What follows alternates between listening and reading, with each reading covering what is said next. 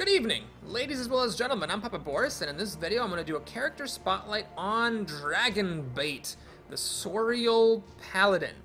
This is the tanky character of the four. He has the highest starting AC, the highest starting hit points, the worst speed, of course, and of course the highest surge value, but that's just based on hit points. His special ability is quite good. At the start of his turn, he just gets to shrug off a negative condition. So he can shrug off being stunned or at a disadvantage, which means that, you know, it's harder for monsters to stop him from attacking and getting his damage in. In my opinion, he is the second strongest character in the game after Artis the Ranger, simply because Artis has range and Dragonbait does not, but you can make a case that Dragonbait's a little bit stronger because of his stats. It's up to you.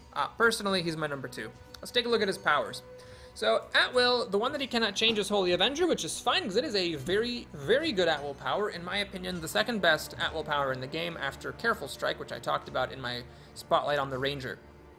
This has a +9 attack, which honestly is incredible because, like, if you look at Careful Strike, or Careful Shot, excuse me, that has a +10.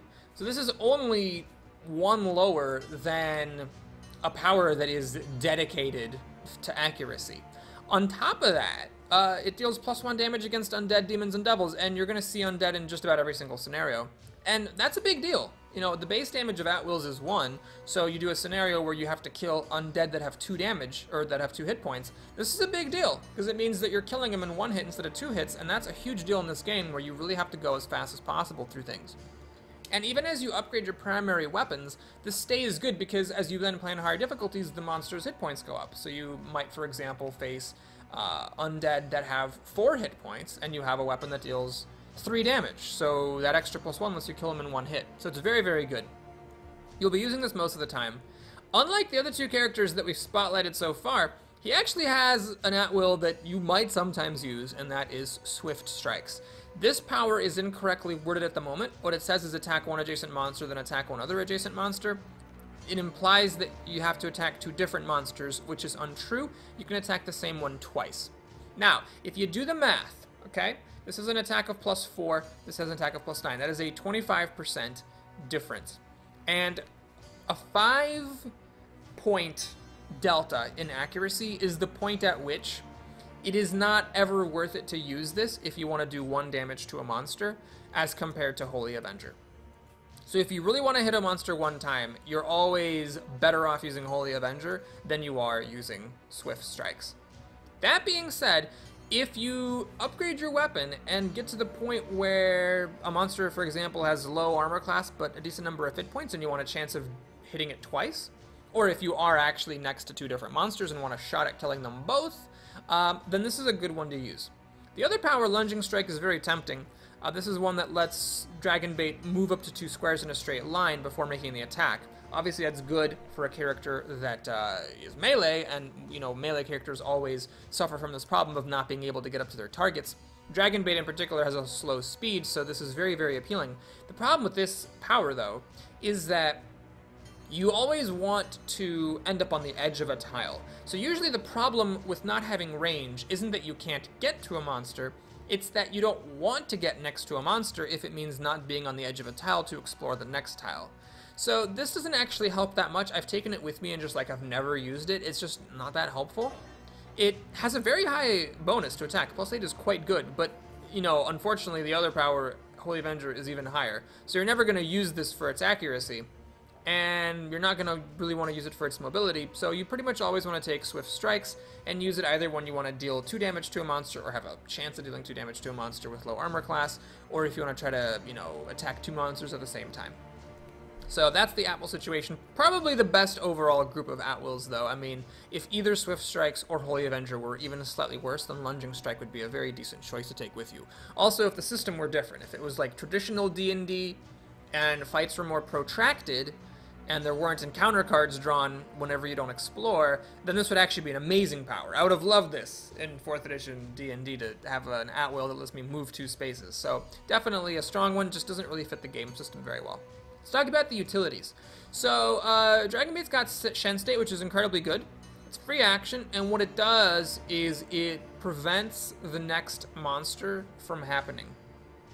So you just have one less monster to face. This is basically a free action that kills a monster. Any monster, even large monsters, will be blocked by Shen State. So Artis, you know, I want to just come back and talk about this for a second. He's got this power that I said was totally terrible, Flesh to Ice. It's this daily that kills an enemy instantly, but it has no bonus to the attack. You know, you can see just how awful that is when there's a utility that essentially does the exact same thing as a free action. Obviously, you don't get to choose which monster it is, and it has to be preemptive, so of course there's a cost to it, but this is actually quite solid. The other good power is Heroism. What Heroism does is boosts one of your allies' targets by 20%, or sorry, one of your allies' targets' health by 20%.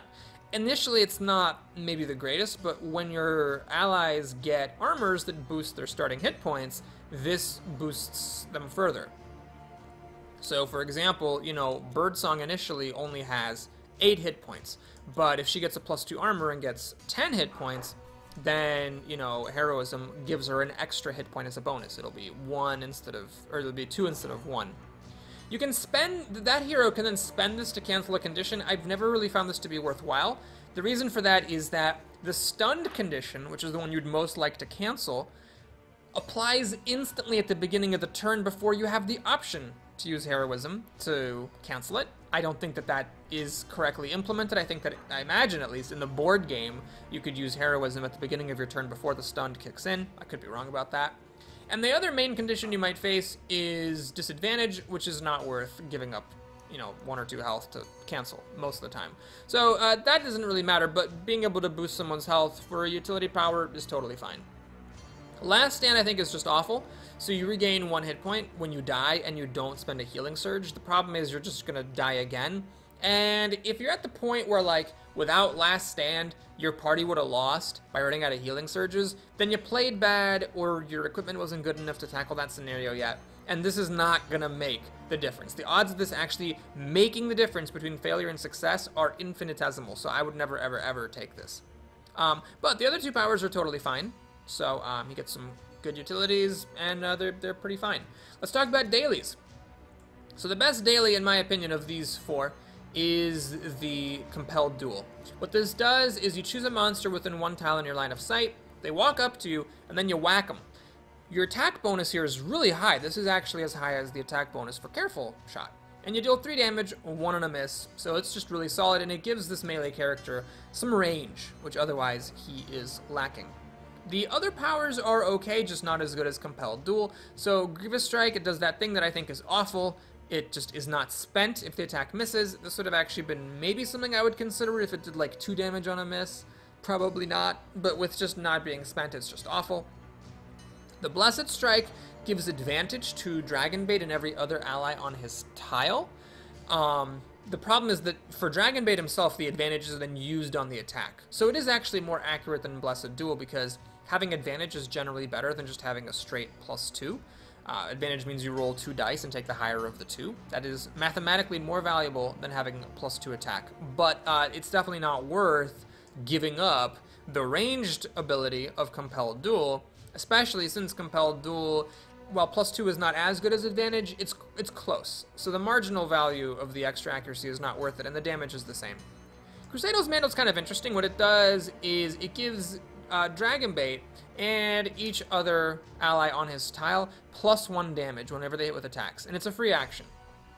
So if you think about it, most dailies will do 3 damage. So if, you know, Dragonbait and his allies can land 3 attacks, then it's sort of the value of a daily.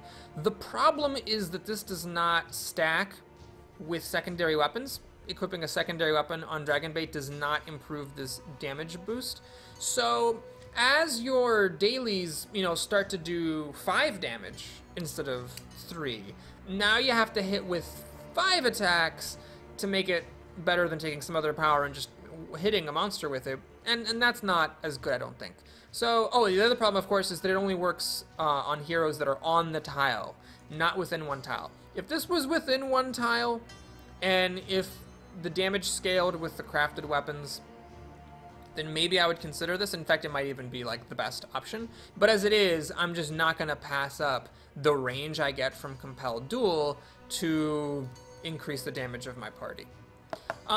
Let's talk about crafted items. So for Dragonbait, like with everyone, you would definitely want to get a +2 main weapon as soon as possible.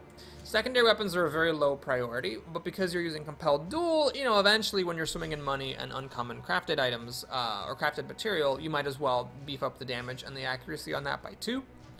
I would recommend skipping this first one. I don't think it's worth 750 gold. Just wait until you can do the second one. For the armors, like for everyone, try to get the +2 as soon as possible. And for accessories, I just wouldn't do it at all until you have everything else taken care of. Basically, the main value of this is that it boosts the Heroism by giving a flat bonus to damage. So like at the +2, it'll be 20% of the target's HP +2. So it can eventually get, you know, give an additional 4 hit points to an ally, which is decent. But I don't think it's worth it compared to beefing up your main weapons and beefing up your armors. So unless you're swimming in money, I wouldn't recommend this. But I would put this at like a higher priority than some of the other like very, very marginal crafted items that we've talked about. Thanks so much for watching that character spotlight. I hope you enjoyed it. Please like and or subscribe if you did. And coming up will be our final one on Birdsong the Bard. I'll see you soon.